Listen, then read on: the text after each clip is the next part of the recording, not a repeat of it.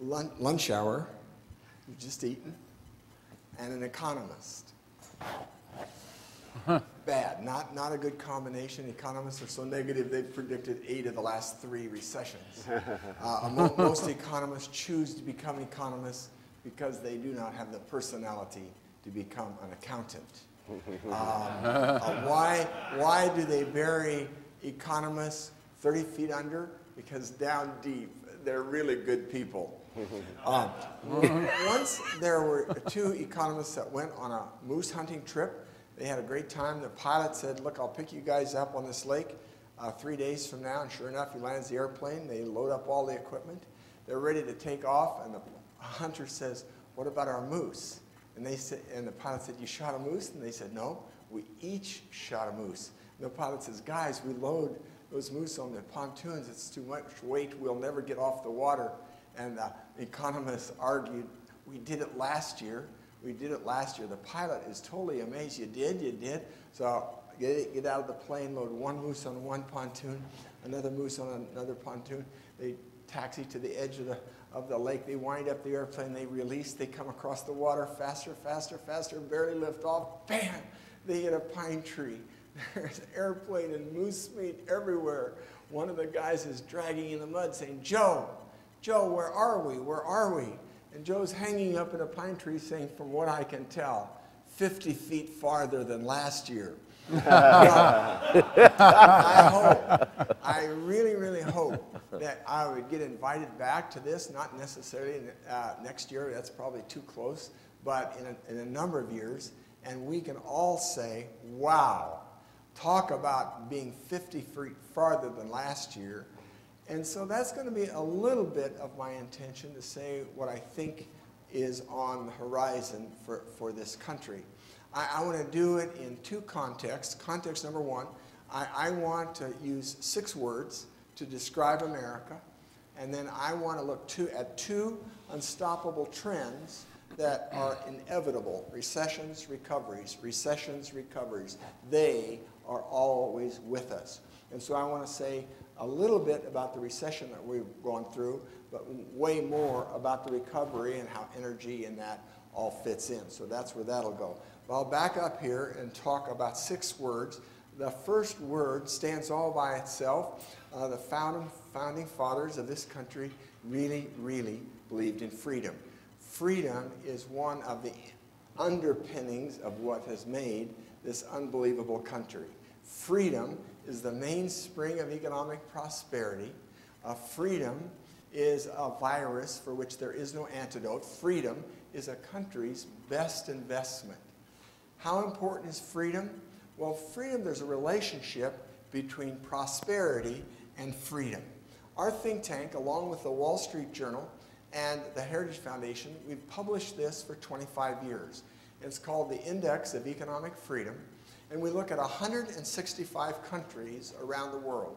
And we give each country 2 pages. The first page of for the country is a little review of the last 25 years, their GDP, their per capita income, the size of the country, the population of the country, who's the leader of the country, which direction they're moving, et cetera, et cetera. So that's the first page of every year. We do that. And then the second page is the 10 economic freedoms. And of course, it's called the Index of Economic Freedom.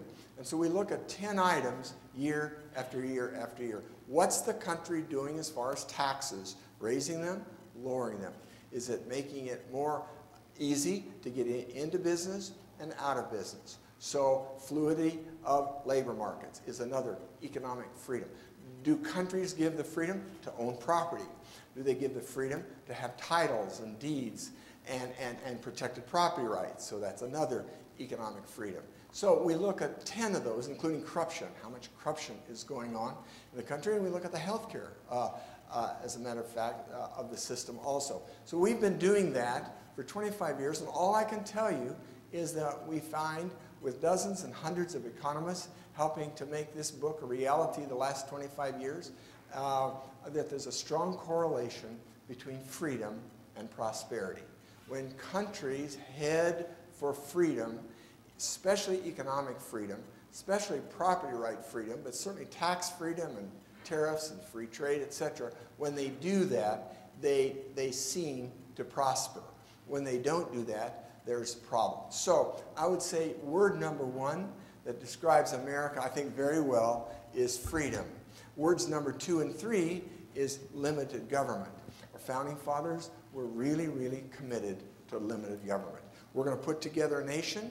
We're going to have lots of checks and balances. We're going to have 3 houses, legislative, judicial, executive branch, all balancing each other off. We will have the states versus the federal, all of this to limit government, We will write a constitution that is full of delegations and enumerations. In other words, federal government, these are your delegated powers, no more. Federal government, these are your enumerated powers, no more.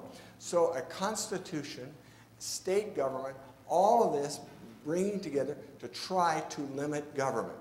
Now, no one was more concerned about democracy and growing government than the founding fathers.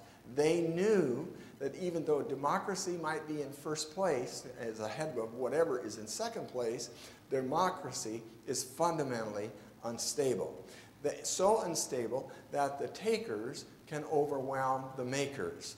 It was James Madison who wrote a good part of the Constitution who said that really a democracy is like 2 wolves and 1 sheep voting on what we're going to have for dinner. There's always a chance that the takers can overwhelm the makers. A very, very big concern of the founding fathers and many, many authors since. An election is just an advanced auction on stolen goods. So everybody's concerned about democracy, concerned about the majority, concerned that 51% of the populace could vote to take every dime that the 49% make and do it under the guise of democracy. No, it's fair, it's democracy. 51% have voted. James Madison wondered, I wonder what's going to happen when 50% of the country do not pay income taxes. I wonder then if the takers cannot overwhelm the makers. The founding fathers were very concerned that a bigger government meant a smaller individual. A bigger government meant a smaller citizen. A government that was able to give people all that they wanted was also big enough to take everything they have. And that inevitably, when it comes to government, a helping hand always turns into a controlling hand. I think the founding fathers, the best definition for them of politics is poly means many, ticks, a blood-sucking insect. So they were very, very bothered by government getting away from us. And lo and behold, here we come to 2012, and we're split right down the middle. We have half of the people of this country paying taxes, half of the people paying no income taxes. James Madison says when that flips over to 51 to 49, democracy is unstable, it's in big trouble, because their vote is everybody as good as the makers' vote, and they become the takers. Indeed, the situation we find ourselves in this very moment. Well, freedom, limited government. The next 3 words out of the 6 words are we the people. Freedom, limited government, we the people, that is to say, individuals created in the image of God are more important than even government. Individuals count. We're endowed by our Creator with certain inalienable rights, but among those are life, liberty, and the pursuit of happiness. We the people. Not endowed by politics, not endowed by government, not endowed by wealth, not endowed by education. No, we are endowed by our Creator with certain inalienable rights. You take those 6 words, freedom, limited government, and we the people, and you begin to put that together, and all of a sudden, you've probably put together a society like none other ever on the face of the earth. You put together those words, and it creates a space for freedom, and what fills that space? I'm looking at it. That's who fills it. Builders, creators, dreamers, doers, engineers, inventors, entrepreneurs, etc. That's what fills the space. And when it's people like you that fill the space, a historian then steps back and says, my, with less than 5% of the world's population, you've produced 80% of the Nobel laureates. With less than 5% of the world's population, you've produced over 30% of the world's wealth every year for the last 100 years. With less than 5% of the world's population, you have, of the 10 great medical complexes on the planet, the United States has 8 of them, leading with Johns Hopkins, of course. With the 50 greatest universities in the world, the United States has 40 of those 50.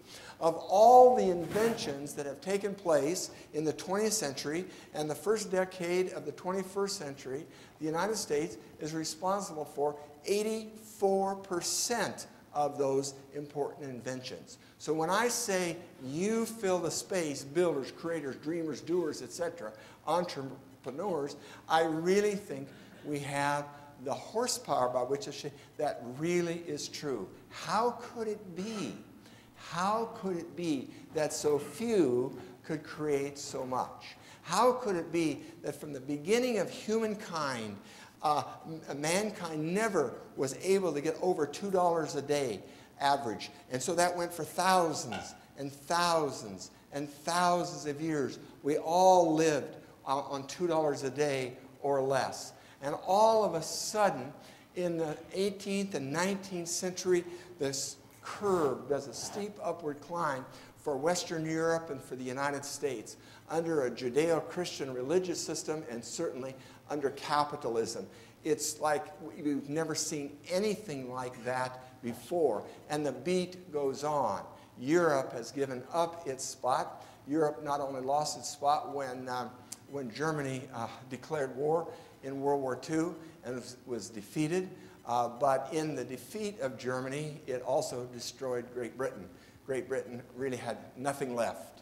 And so the one last Judeo-Christian capitalist country kind of in Europe had no more fuse, no more gas, and so the whole thing is turned over to the United States. The United States was never intended to be an empire. The United States did not want to be an empire. The United States does not even want to be called an empire.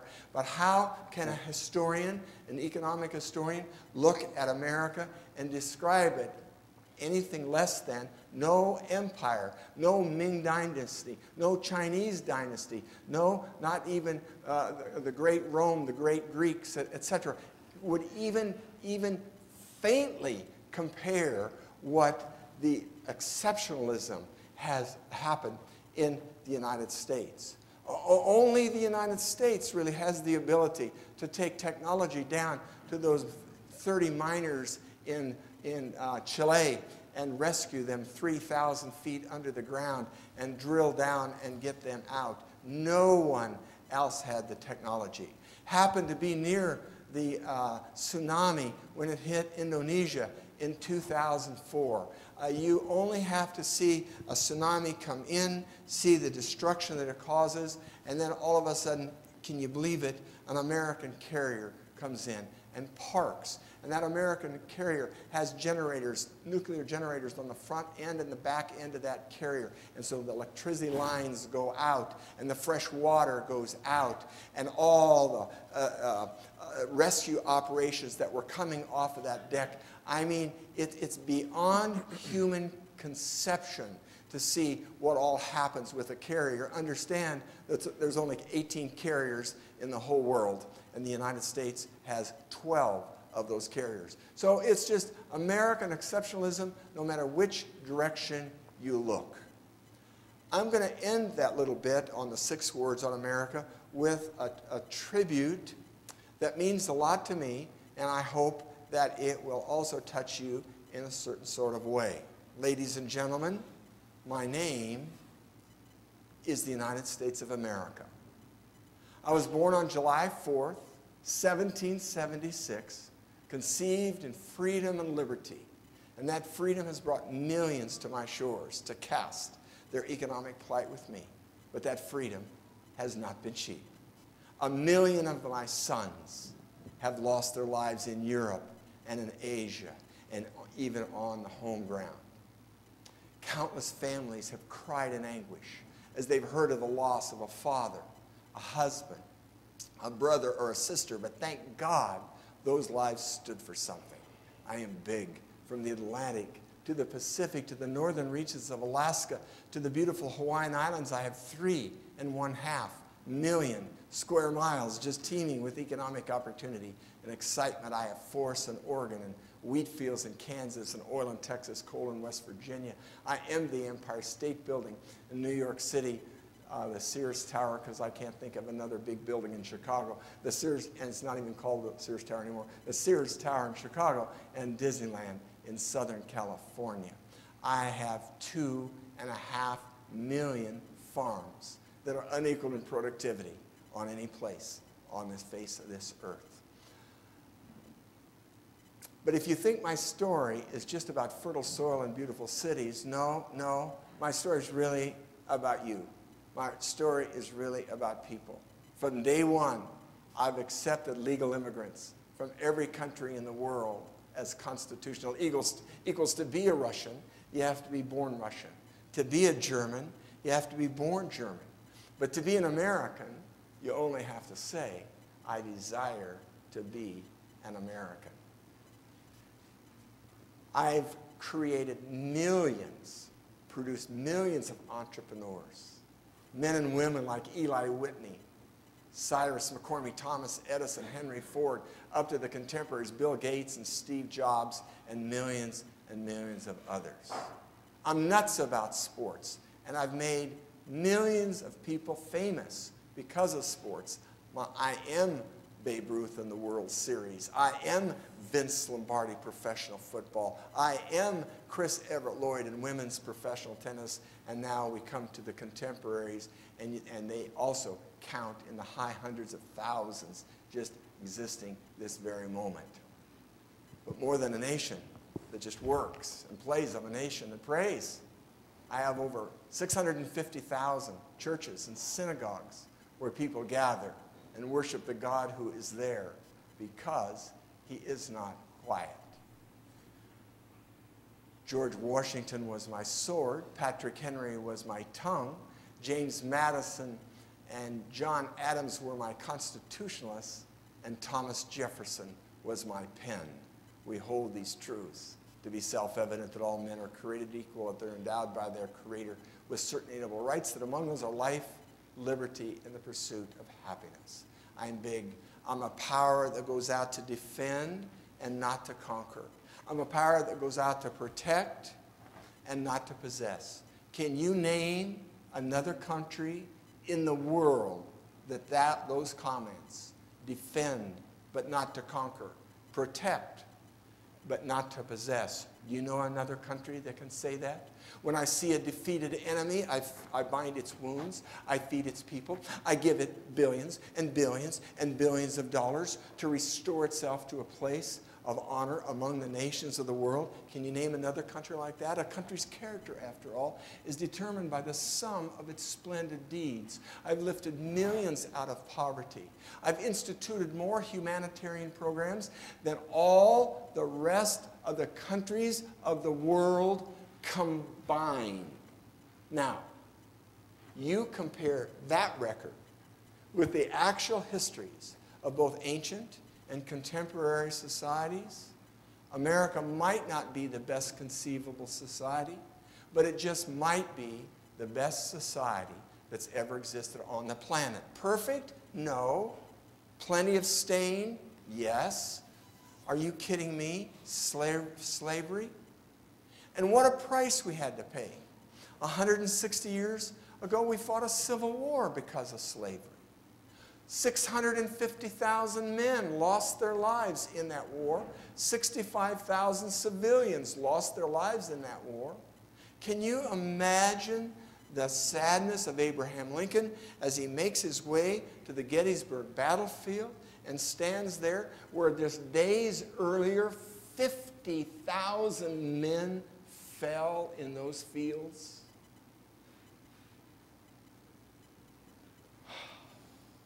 So he starts his Gettysburg Address, or ends it this way: we highly resolve that these dead shall not have died in vain, that this nation under God shall experience a new birth of freedom, and that this government of the people, by the people, and for the people will not perish from the earth. Lincoln is finished. It took him 2.5 minutes to deliver the Gettysburg Address. It was only 170 words long and 10 sentences. He's done. The battlefield is totally quiet. A man raises his hand and says, Mr. President, excuse me, can a nation of the people, by the people, and for the people survive? And Abraham Lincoln answered, I don't know how history is going to speak on America, but I do know that Americans were born to be free. So as I start my presentation with you today, it's in the context of that.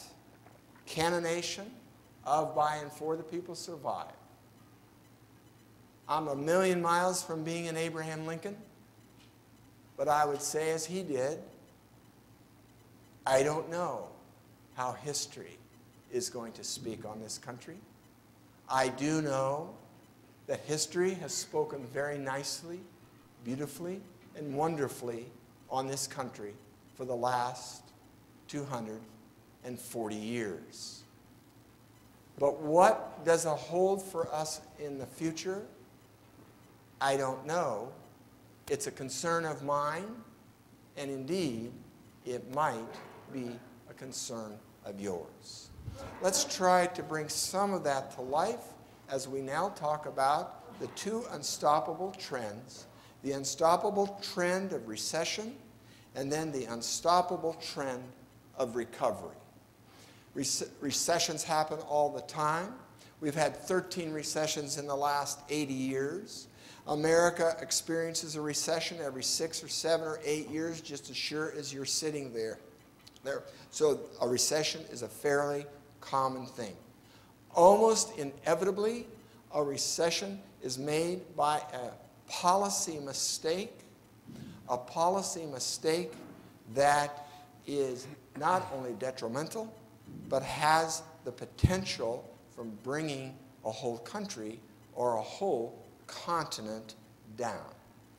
I've just returned a few days ago from a series of lectures all through Europe. I got to give 22 different lectures to the Europe, so I got to speak Portugal and Greece and Spain and Italy and Germany and France and the Netherlands, Holland, and we ended in Vienna, Austria. Isn't it interesting that people mean well when they create a common currency for a whole continent? A lot of economists would have said, yes, good. This is ridiculous to try to carry on trade and then go through the various exchange rates between the drachma and the sterling and pound and the French franc, blah, blah, blah, blah. Yes, so a euro makes lots of sense. And free trade among all those countries makes a lot of sense. So by and large, economists would look at all of that and say, very good. But wait, wait, can you really have a common currency if you don't have commonality among the nations? Can you really have a common currency that works when you have a bunch of nations that speak different languages and most of them hate each other? Does a common currency work? Now, one of the great economists among us in the last 100 years was Milton Friedman out of the University of Chicago.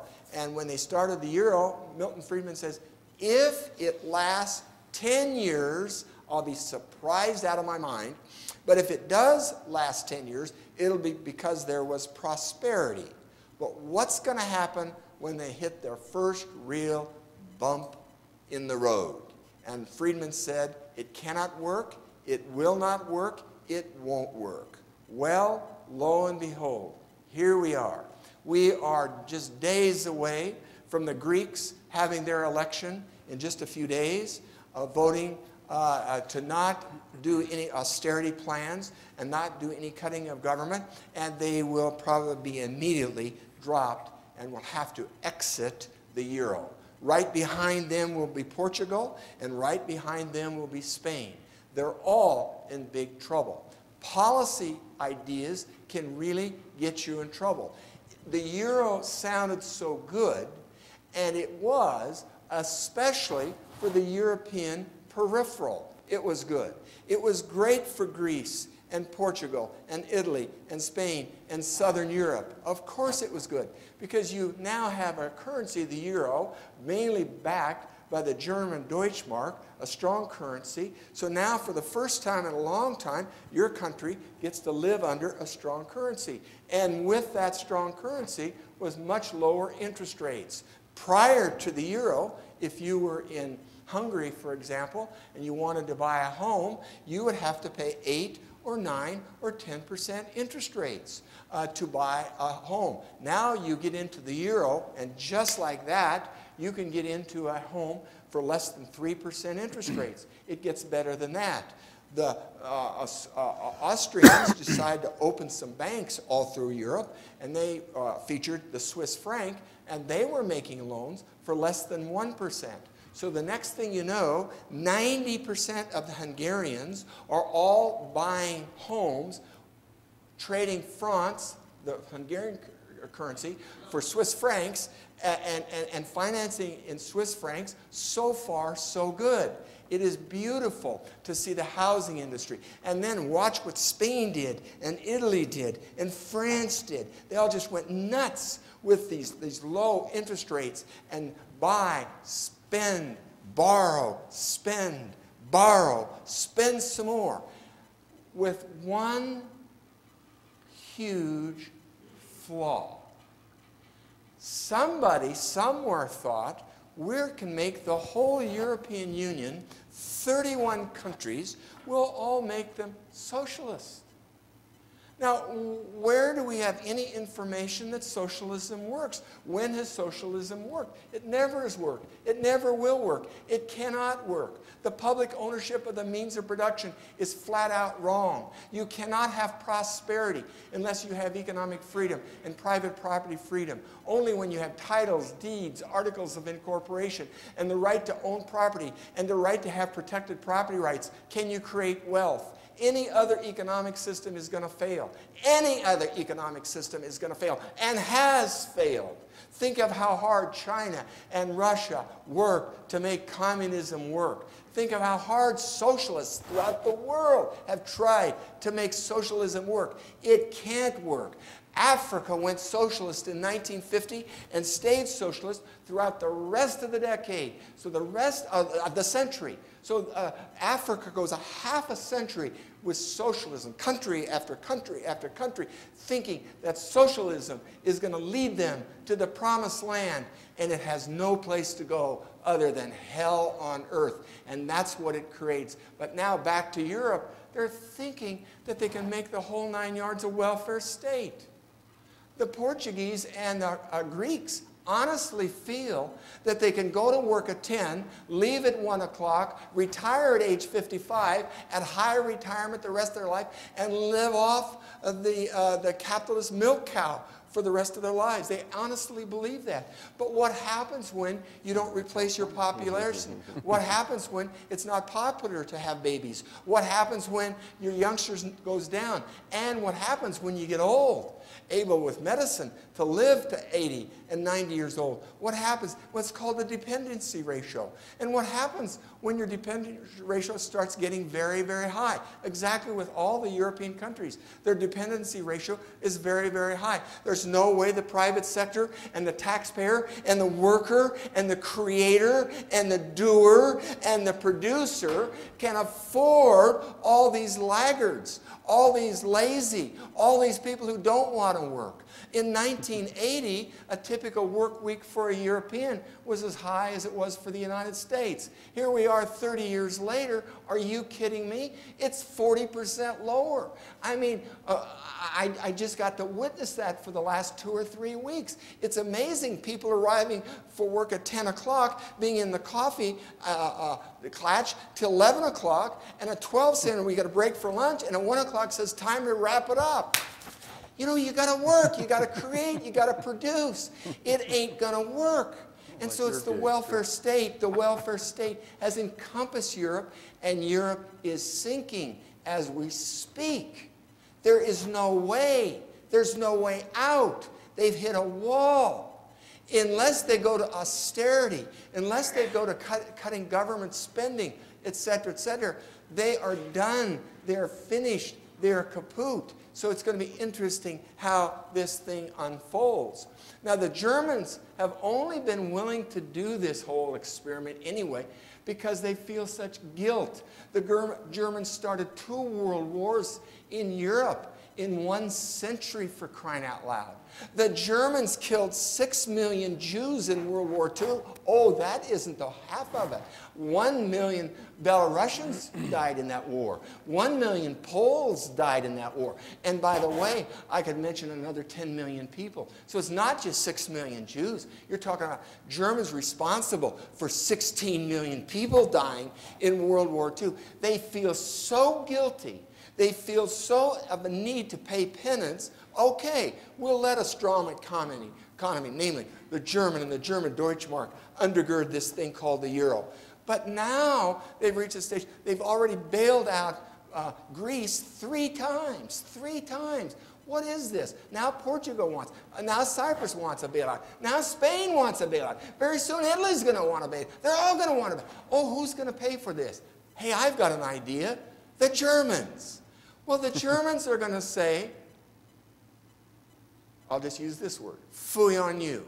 It's a nicer word than I had in mind. The Germans are going to say, I don't think so. I don't think so. Germans do not get up and work their butts off along our hard work, etc., to pay off your welfare state. Shape up. I think they're unwilling to shape up, and you're going to see the Greek election here on this coming Sunday prove that. Well, ideas can kill us. They almost killed the United States. What was the idea?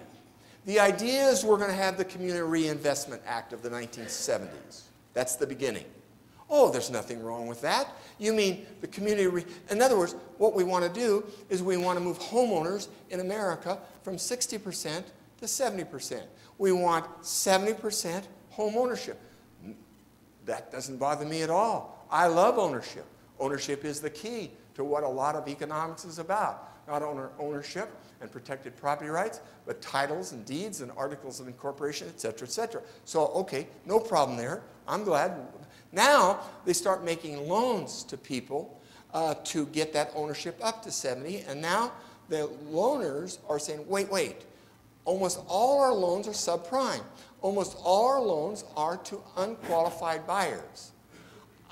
You know what? I'm a banker. We're not in the business of making loans to unqualified buyers. I don't think this is going to work. As we've just made 1,000 loans to teenage girls in San Francisco to buy $1 million homes. 18, 19-year-old girls, teenagers, babysitters, $10 an hour, no credit record, $1 million home. What's wrong with this picture? Or, what a country. 20,000 American teenage boys, multiple homeowners, 2, 3, and 4 homes. They're 18 years old, and they own 4 homes. And oh, by the way, when you own 4 homes, you can go to your ATM machine and get all the money you need. So they all drove $80,000 Hummers, too, just to go along with, is this a great country or what? How could that happen? Thanks for asking. Government says, well, okay, I'll admit, making loans to unqualified buyers is kind of touch and go. So we will guarantee those loans with Fannie Mae and Freddie Mac. So we get to the year 2008, and we have $2 trillion subprime loans to unqualified buyers. Let me tell you how big $2 trillion is. There's over 165 countries in the world. The 4th or 5th biggest country in the world economically is Germany. This year, Germany will produce about $2.2 trillion of gross domestic product. That is, the whole country of 70, 80 million Germans working their butts off from early morning till late at night, and they will produce about $2.2 trillion. Germany. That's how much money we lent out to unqualified buyers like the 1,000 teenage girls in San Francisco that I just told you about. Well, what's going to happen if property values turn down? They're going to go underwater. They did go underwater. They have to give up those homes, and they did. But the next thing, on top of all of that is all these people with 2, 3, 4 homes, they were using their automatic teller machines as getting currency. They were 30,000 here, 40,000 there, 20,000 here, 10,000 there, get as much as they want. The whole thing was crazy, came to an end, it crashed, and we are just now trying to figure this out. But did you notice that Barney Frank not only did not decide to rerun for Congress in Massachusetts, but Barney is out of the picture. But did you notice how much responsibility that he took for Fannie Mae and Freddie Mac? 0. He blamed it on the private sector. He blamed it on greed. He blamed it on institutions that were being dishonest. Bernie, Bernie, Bernie. Would I like to get my little tiny fingers around?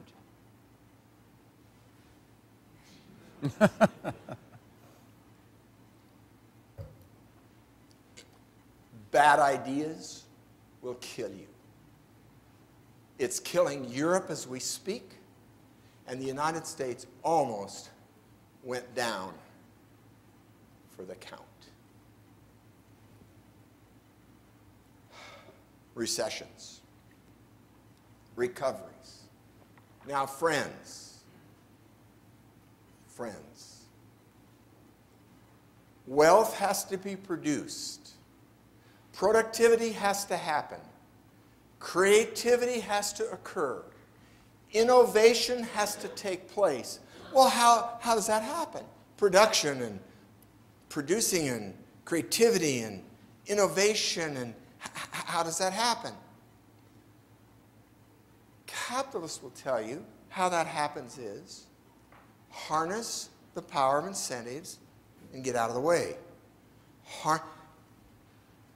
Let all of you know that you've got a huge tax cut coming. Let all of you know that as government, we're going to get off your back, and then we'll get out of the way. And you will proceed to create miracles. Production miracles, output miracles, increasing per capita income miracles, because that's what entrepreneurs do. That's what people who live in freedom and limited government and capitalism and a good set of values, work hard, save, invest, create, be frugal. It's amazing the great things that can happen. You can't get one European country right now. Right now, the average Greece classroom has 4 times too many teachers in it than it should have. All on high wages, all retiring at age 50, all can hardly wait to move to their retirement years and live off the fat calf and the fat cow and capitalism or something, but not themselves. So I had Greek students come up to me and say, I think our prime minister, our president is right when he suggests that we hire another 100,000 teachers. I look at that student and I say, so do you really think that that's 100,000 jobs?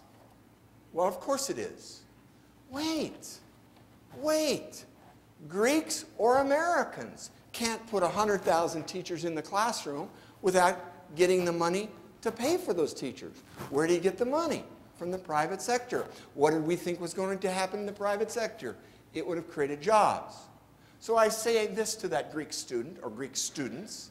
I would say, you know, every government job is created from the body parts of jobs slaughtered in the private sector. You can't create a miracle over here without first creating an anti-miracle over here. What are you thinking? Well, we have a White House in America that thinks that way. Did you hear what he said last week? The private sector is doing very well, thank you. We've got to up the public sector. That was the example of a primal scream. I'm in disbelief. This cannot be. This is the 21st century. The 20th century was the human experiment of socialism. Every country in the world tried it in the 20th century. Haven't you gone to East Berlin, West Berlin, vibrant with economic activity? Come to Checkpoint Charlie, guns, dogs, moats, East Berlin, gray, drab, not many goods on the shelves. Come back to West Berlin, vibrant, East Berlin, shot, West Berlin, vibrant. Wait, they're all Germans. Wait, it's all one city. Well, what in the world? Well, they're all one city, they're all Germans. Why are some so rich and some so poor?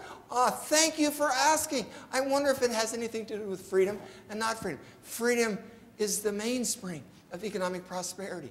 More freedom, more bread. I led off my talk with that way. Freedom is a virus. I said freedom is the country's best investment. Yeah, freedom. North Korea, South Korea, they're all Koreans.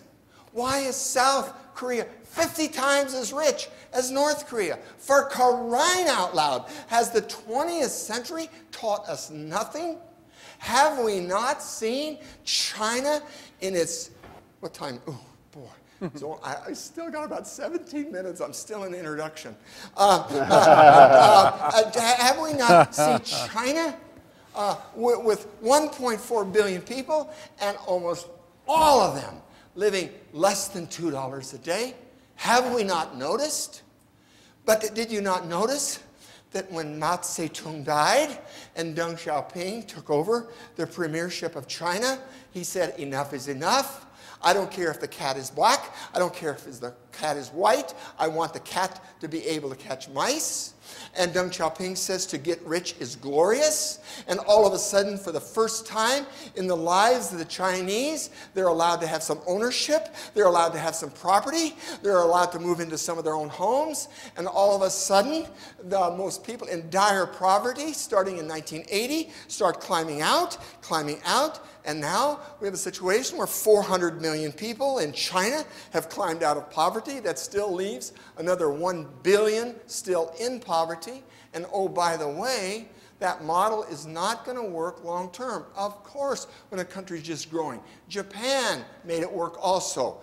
Manufacturing, export. Manufacture, export. Manufacture, export. Of course that works. It worked great for Japan, 60s and 70s and early 80s. Got it, got it. It worked great for China. Manufacture, export. Manufacture, export. And oh, by the way, everything that you do invent, you pirate.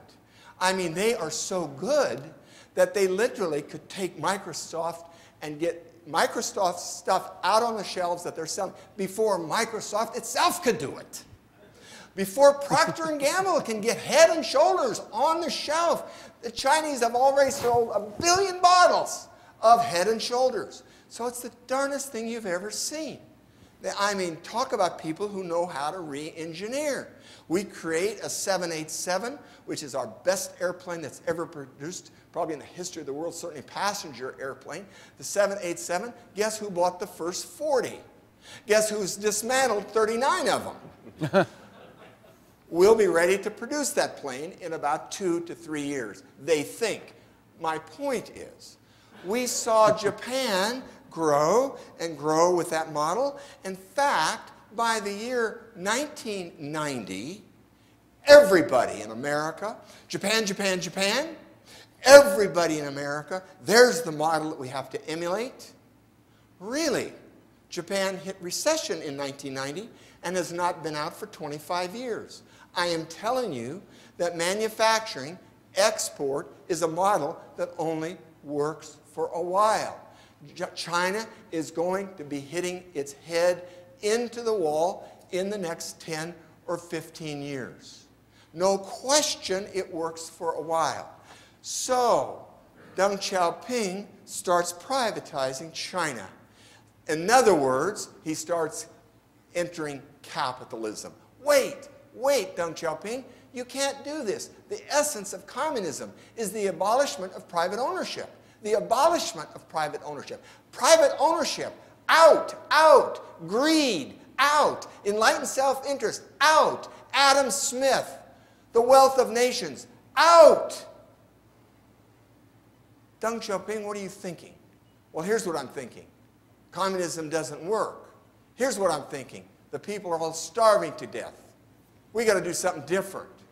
And he begins to competitivize and head this country of China towards capitalism. Here's Prime Minister Singh, the president of India, embarrassed to stand before 1.1 billion Indians and say, hell's fire. He didn't say it that way. Hell's fire. I go to San Francisco, California, US, and Indians from India are the richest demographic group in San Francisco. I go to Cape Town, South Africa, and Indians from India are the richest demographic group. I go to Kenya, Africa, and Indians from India are producing 70% of the wealth in Kenya. My dear Indian friends, everywhere I go, Indians are getting rich. They're smart. They're talented. They're creative. What in God's name is wrong with India? Thanks for asking.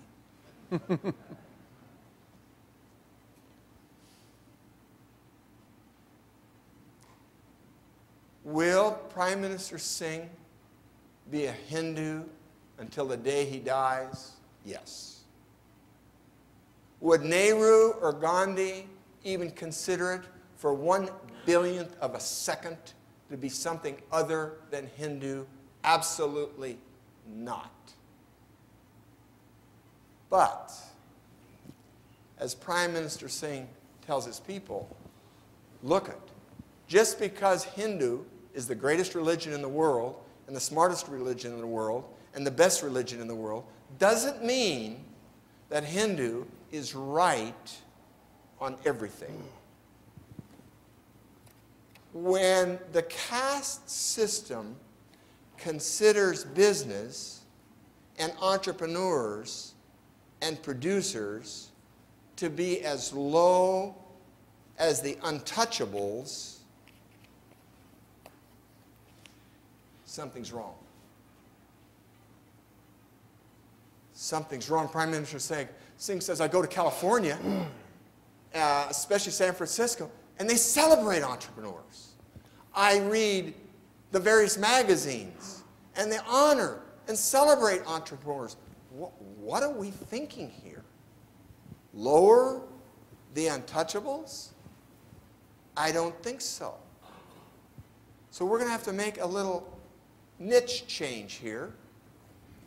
India, starting in 1990, began to do that, but to be quite honest with you, socialism, communism, Hinduism is so embedded in that culture that India now is finding its growth rate has gone from 8% annual to 7% annual to 6%. Something is fundamentally wrong with the way they're thinking about economics, freedom, wealth production, etc.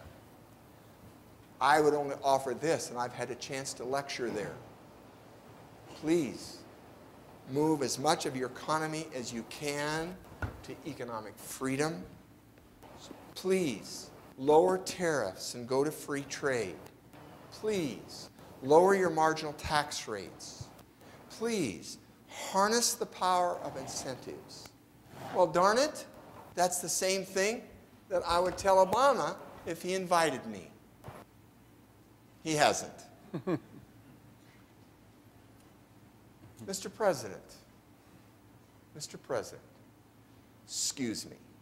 It's one thing for a bunch of kids in Greece and Portugal not to understand free market economics.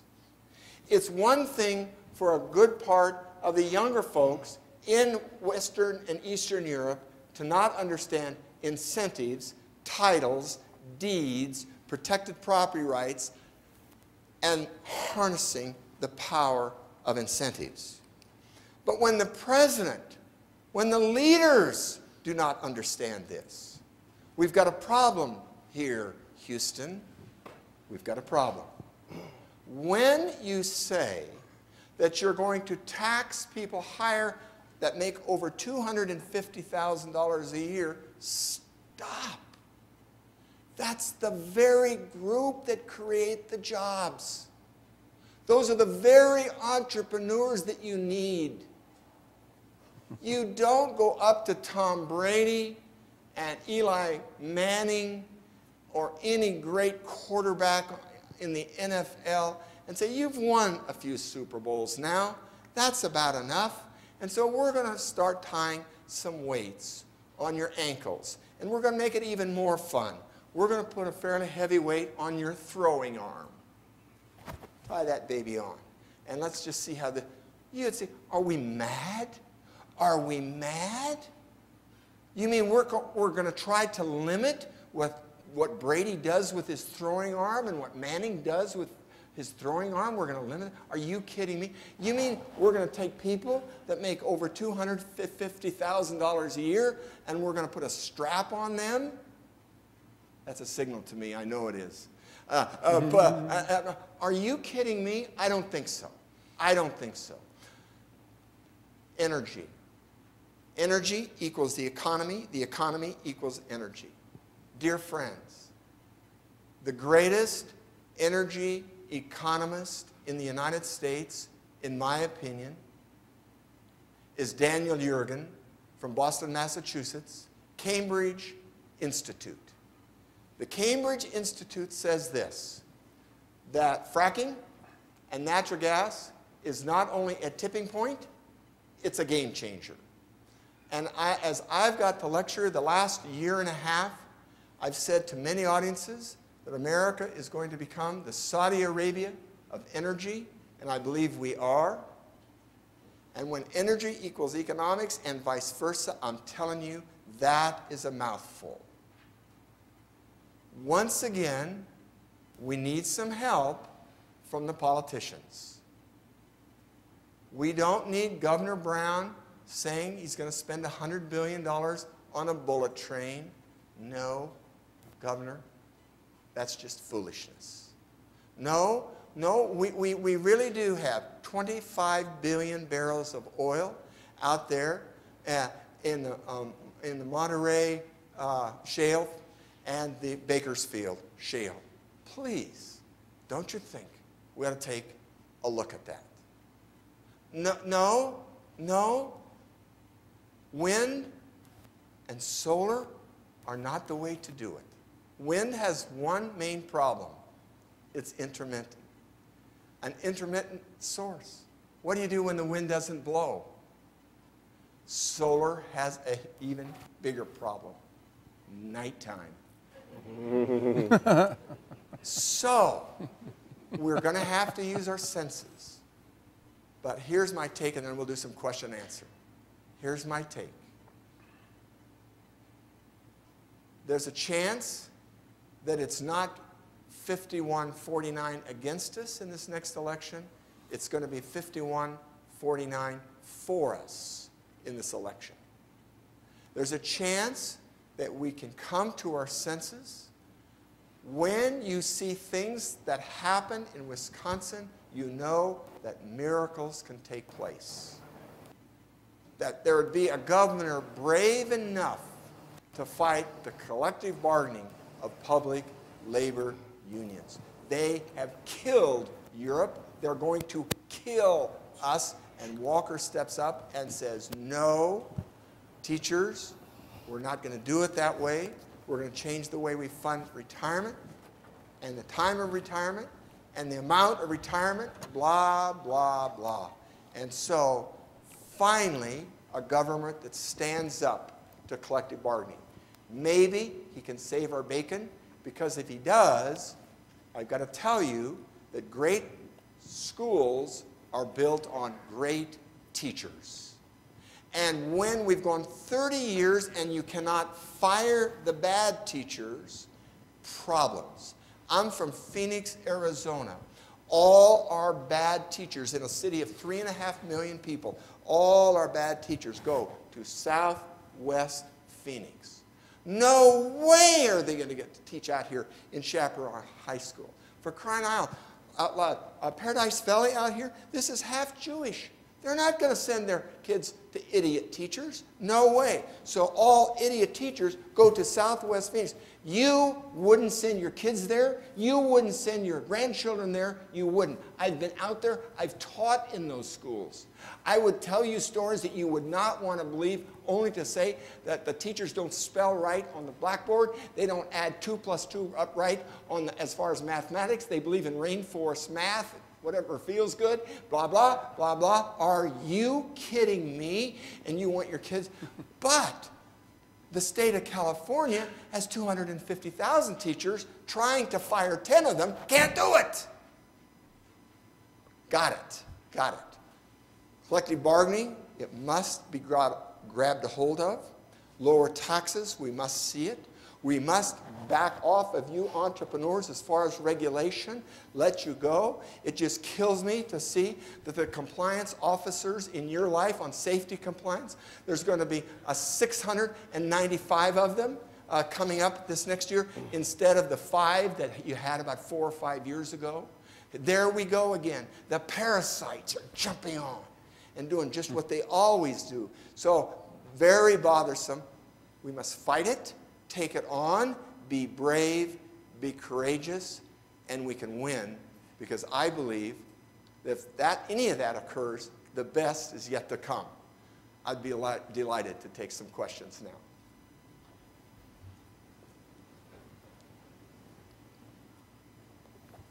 Anybody's hand? Want to go up, get the microphone? Right here, ma'am. I've got one in the front.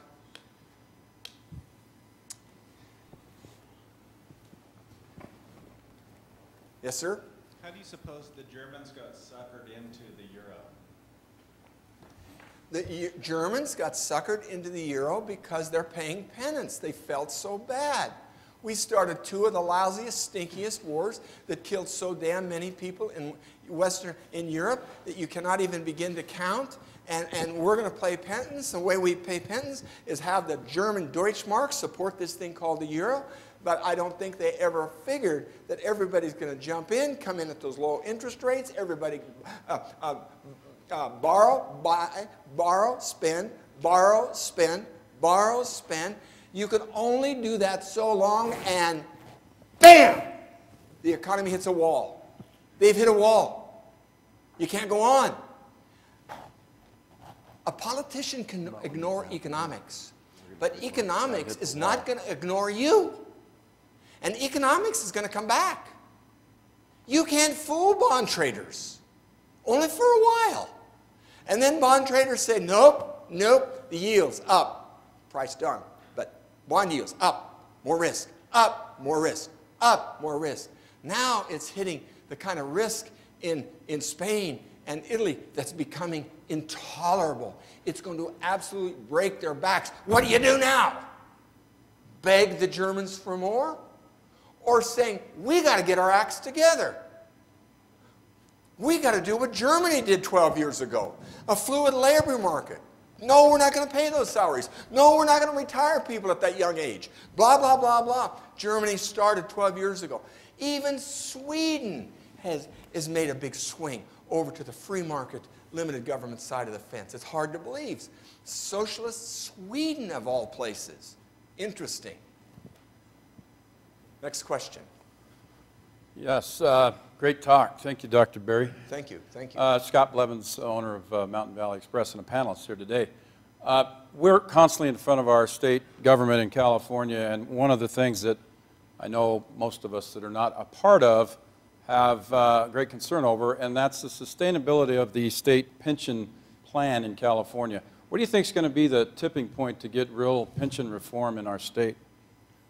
The tipping point is now. It's going to happen everywhere. It's happening in Michigan. It's happening in Ohio. It already happened in Wisconsin.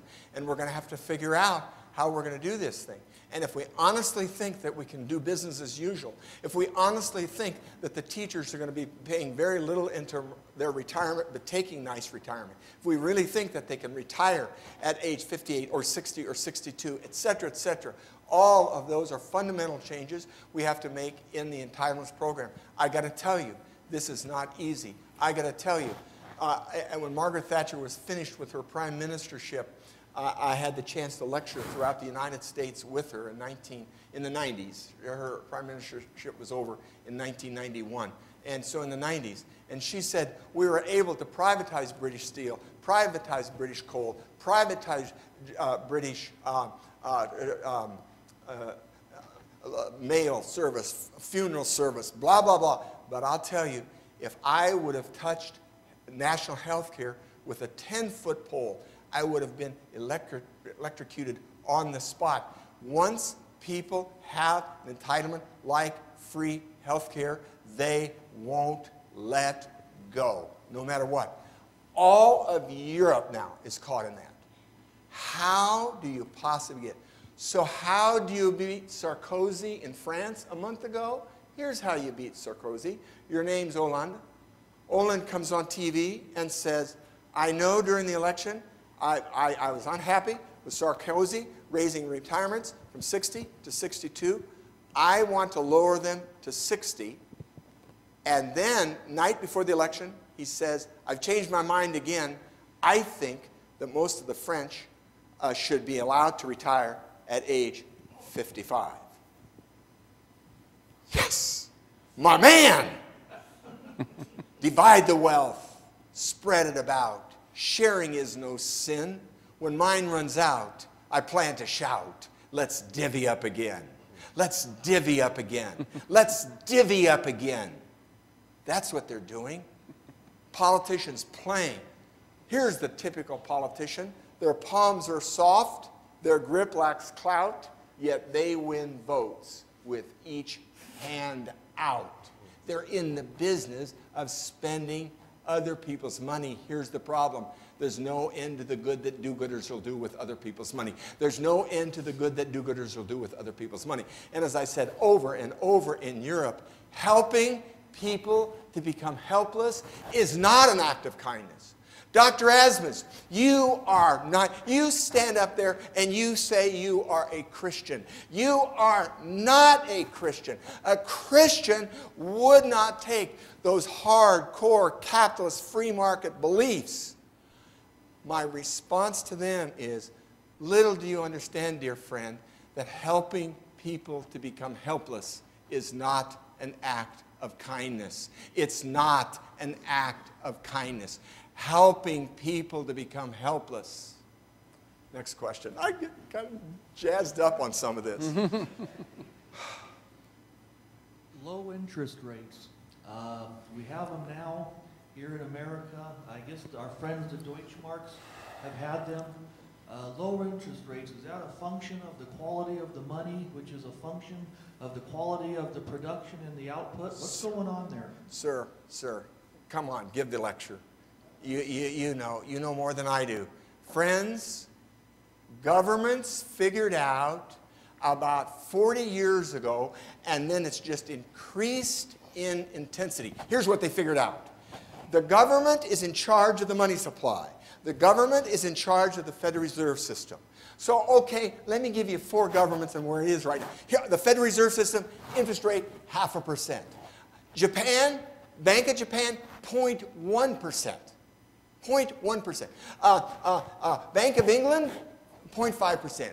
The European Common, the ECB is 1%. Point. Governments figured out lower interest rates from where they should be, 3, 4, 5%, down, because if you can get interest rates down, interestingly, when people are willing to borrow money when they get to borrow it for nothing. That's a shocker, isn't it?